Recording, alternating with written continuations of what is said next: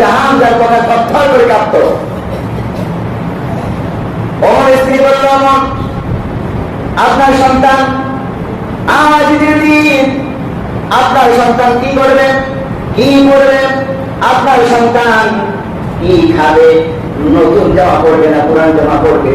আজকে দিন সকালবেলা এখন পর্যন্ত ডিসাইড করতে পারি নাই। হযরত ওমর বলে, স্ত্রী গো, তুমি দেখো আমার পকেটে একটা টাকাও নাই। আল্লাহু আকবার বলে। প্রেসিডেন্ট কাকে বলা হয়? প্রেসিডেন্ট ওই ব্যক্তি যে নিজে না খায় অন্যকে খাওয়ায়, নিজে না খেয়ে।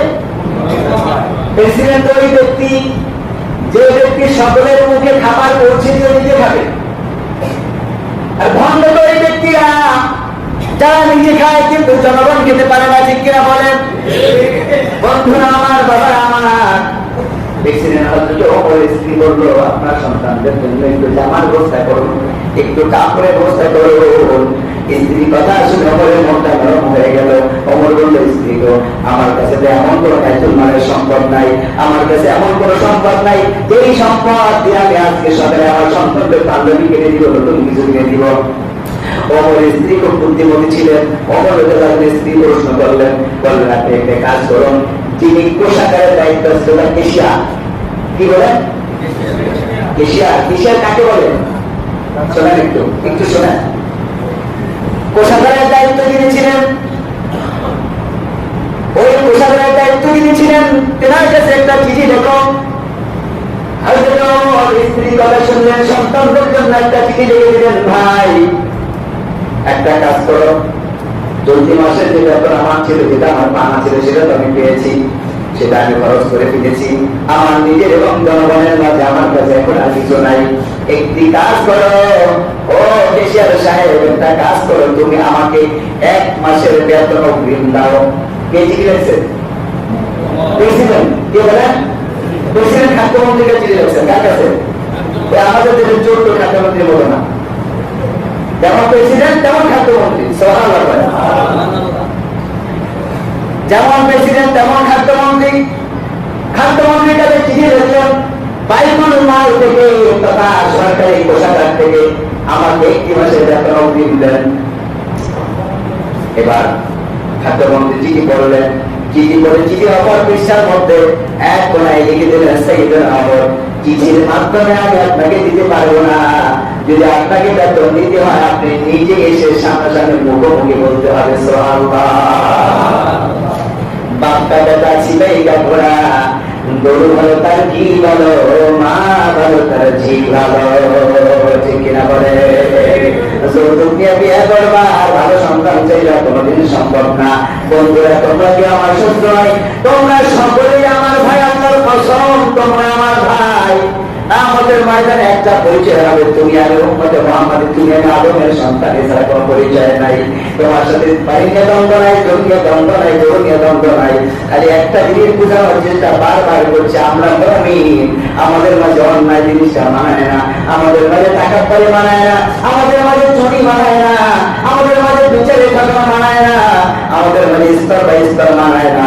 কারণ চামড়া সুন্দর যারা তাদের কথা হলো, যার চামড়া সুন্দর তারা থাকবে এক যায়, যার চামড়া ভালো তারা থাকবে এক যায়। কিন্তু মুসলমানের সৌন্দর্য হলো, মুসলমান সমাজের সবচেয়ে দেখতে নিকৃষ্ট মানুষটা যার কাজের নেতৃত্বগিরি করে, ও যদি মুসলমান হয়, মসজিদের মধ্যে প্রবেশ করার পরে যদি সামনের কাতার খালি থাকে, ওই সামনের কাতারে জায়গা হবে ওইটা তৈরি। সুবহানাল্লাহ।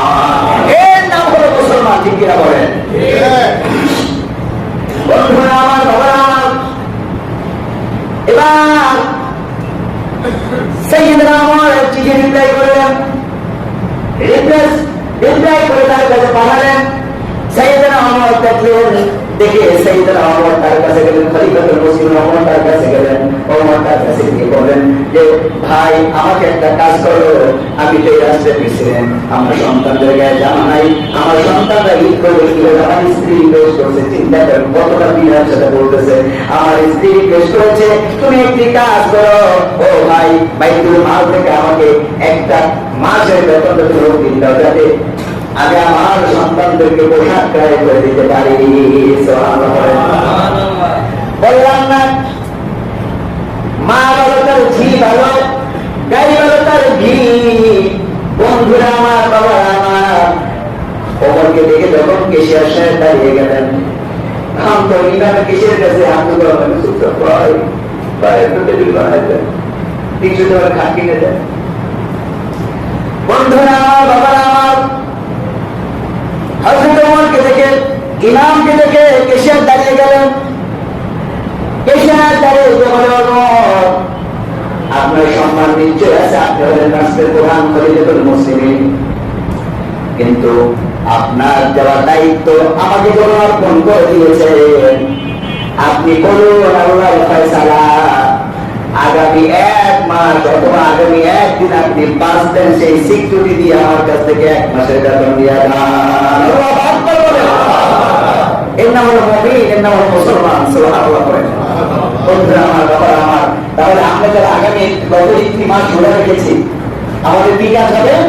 এই 1 মাস রোজার মধ্যে প্রথম হলো 4টি শিক্ষা। কয়টি শিক্ষা?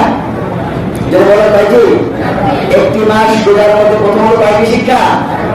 গরিবরা ক্ষুধার অভাবে কতটুকু কষ্ট করে, ক্ষুধা শিক্ষা করছি। গরিবরা ক্ষুধার অভাবে কথা বলেন, গরিব মানুষ ক্ষুধার যন্ত্রণায় কতটুকু কষ্ট করে। এইটা আপনাকে সারা বছর যেন বুঝতে পারেন, এইটা যেন সারা বছর বুঝতে পারেন, সেই জন্য আল্লাহ রাব্বুল আলামিন রমজানের ব্যবস্থা করেছে। সুবহানাল্লাহ।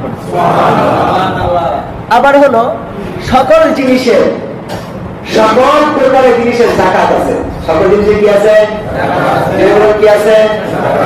সকল লিকুল্লি শাইইন যাকাতু, লিকুল্লি হাদিস বলছি, লিকুল্লি শাইইন যাকাতু ওয়া যাকাতু তাসদুস সাম।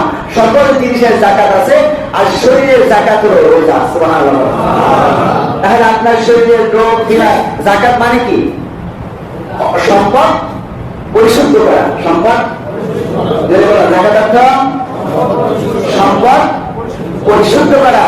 তাহলে আপনি যখন এই শরীরের যাকাত দিবেন, তখন কেউ আপনার শরীরটা পরিশুদ্ধ, সুদের টাকা, ঘুষের টাকা, হারামের টাকা, বিজয় নোংরার টাকা, মিথ্যার টাকা, এরকম যত টাকা খেয়েছেন, যদি নিয়াত করে রমজানের প্রথম দিন যে আল্লাহ আমি হারাম খাবো না, রোজা রাখে, রোজা যেদিন শেষ হবে সেদিনের পুরস্কার কি দিবে একটু পরে আসছি, সেদিন পুরস্কার কি দিবে একটু পরে আসছি। বন্ধুরা আমার, বাবা আমার, তাহলে গেল 2টা। 3 নাম্বার হলো আপনার